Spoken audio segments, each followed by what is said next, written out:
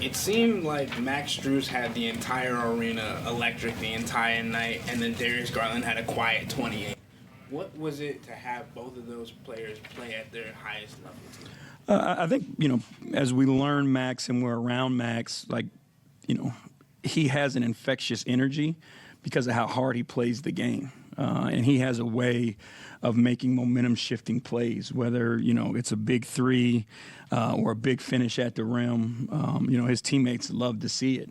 And I think it's something that, our fans are falling in love with also. And we know, the energy that this building can create. So to have a guy, who can make momentum-shifting plays here in this building is going to be big for us.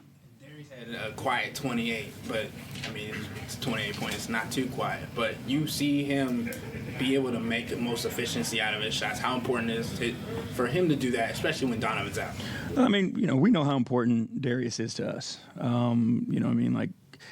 He is the leader of this team. The ball is in his hands, and he's got the keys.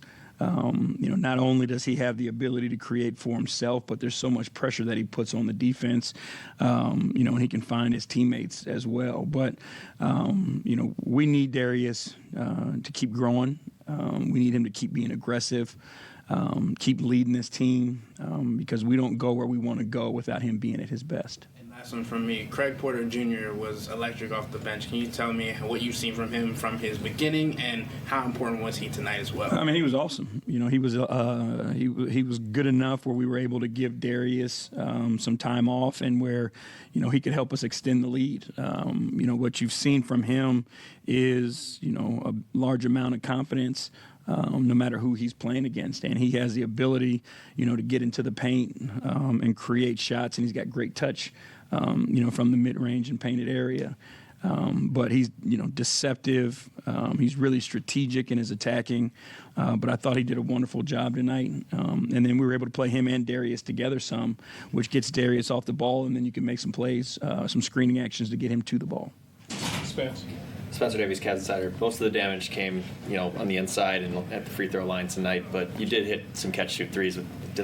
Was that like, okay, finally, like in the first quarter, like when that went down? Yeah, we've got guys who can make shots, and I think again we've continued to do a great job of creating for one another. And those shots are going to go. They'll average out, and once we get our defense, where we want it, and then the ability to make those shots, like those are going to give us opportunities, to win games. But we're still work in progress. We're still trying to get better, get to our peak. But it's going to be something that's gradual for us, and we won't skip steps to get there. Really strong finish to the first quarter, 19-4 run. Over the last, 4 minutes. What do you feel like was the catalyst to that? I think it had a lot to do with Craig. I thought Craig did a great job of, stepping in, being attack-minded. There were some huge plays by Max. Like, we let Max run the entire first quarter, and he made some huge plays down the stretch of that quarter. Again, those momentum plays that we're talking about. But we just had guys step up, and they stepped up on both ends of the floor. Jackson Flickinger right down Euclid. First play of the game was a big-to-big pick and roll. Why was a play like that so important to set the tempo? J.A. loves those plays. So, every now and then with all the stuff that he does for us that goes unsung, we just, want to get him involved early. But, you got a guy like Evan who's extremely versatile, who can handle the ball and pass at that size. And big guys aren't used to, defending that action. And where we ran it from, gave J.A. an opportunity to get to the paint where he caught it. If he was on balance, I think he would have been able to finish with the lob. But instead, he made a great play. Evan made a great pass, and he was still able to finish it. Pre-game, you talked about Evan doing other things on offense. What areas of the floor do you really want him operating on? Everywhere. There's not a place on the floor that we don't want Evan to be aggressive. I love watching Evan Mobley get defensive rebounds and push the ball up the floor. 90% of the time when he does that, something good happens. He's dynamic at the elbow where he can catch and make plays. On the wing, you watch him and Max in that two-man game, and that's a nightmare for defenses. So there's nowhere we don't want Evan to have the ball and be aggressive with it. Coach Wiley Jahari, Spectrum News. Obviously, the playoffs, different ball game. Players are putting it all on the line, playing as hard as they can. Do you think in the in-season tournament it'll get to that level, or maybe even close? Yeah, I mean, I think guys have to kind of figure out what this is, and I think coaches as well. Like, at the end of a game tonight, you're going back and forth because, point differential matters. But you've got to lead, do you keep your guys on the floor? And then how do you finish the game, right? So there's so many things that are going into it. I think with most things, as things get kind of closer to the end of it, and, you'll see guys even continue to ramp up more and more, early in this play-in or in-season tournament, guys are kind of feeling like, okay, it's one game, it's one loss. Once you get towards, 2-3 games and you see where you sit in standings, then I think, those things start to ramp up just naturally. Spence.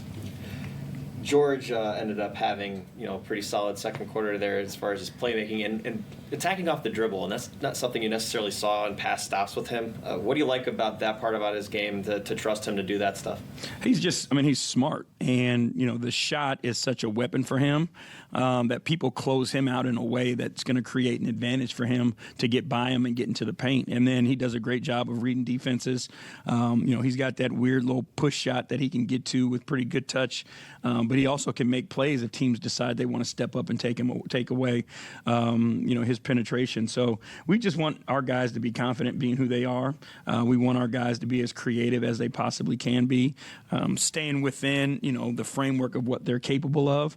But he's capable of, making those plays, so we want him to go ahead and do it. And then going back to Darius, just real quick, do you know when it's a night when he's got a defender leaning? Because it feels like you can tell when he's going to have an advantage going towards the cup. Yeah, I mean, it's to be honest with you, it's most nights. You know what I mean? Like when you're as shifty and skilled as he is, the way the rules are set up when guys can't touch you, there's not many guys who can start as quickly as he can going forward, and they're going backwards. So it's most nights that he's got that advantage.